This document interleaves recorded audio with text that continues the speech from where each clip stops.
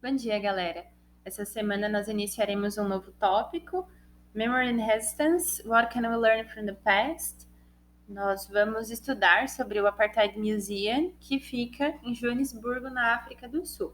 O que é a atividade da semana? É a leitura das páginas 59 e 60, um texto introdutório sobre o assunto e 4 questões que estão lá na página 60. 1. O que dizem as palavras dos pilares? 2. O que você pensa a respeito dessas palavras? 3. Você sabe o que foi o apartheid? 4. Por que é necessário um Apartheid Museum? A 2, 3 e 4 são respostas pessoais, mas façam com bastante atenção, tá bom, galera? Eu tenho texto aqui em português, fala um pouquinho sobre esse museu, que conta sobre uma segregação racial, uma separação que aconteceu na África do Sul até o ano de 1994.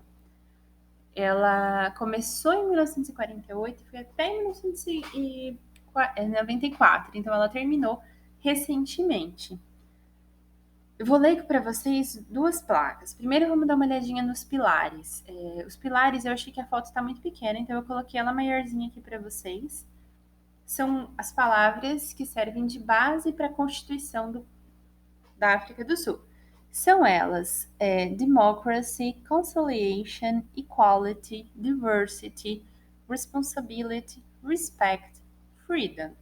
Então, esses são os pilares com as palavras, que é a primeira pergunta, né? O que dizem as palavras dos pilares? Vocês podem responder tanto em português como em inglês. O que você pensa a respeito dessas palavras? É uma resposta pessoal. Você sabe o que foi o apartheid? Então, eu tenho esse parágrafo falando sobre o que foi o apartheid, dando uma explicaçãozinha breve para vocês. E ele mostra que o apartheid foi uma separação entre brancos e negros. E eu tenho nessa imagem aqui uma entrada específica para pessoas brancas e outras para não brancos, eram assim que eles eram chamados. Já essa outra placa, ela fala assim, ó, for use by white persons. These public premises and the amenities thereof have been reserved for the exclusive use of white persons. Fui pesquisar sobre essa placa, então ela era colocada em locais públicos e locais que tornavam a vida mais agradável. Então, como hoje a gente teria um shopping, uma piscina pública, alguma coisa desse tipo. E olha só, ela era reserved for the exclusive use of white persons. Então, ela era reservada para o uso exclusivo de pessoas brancas.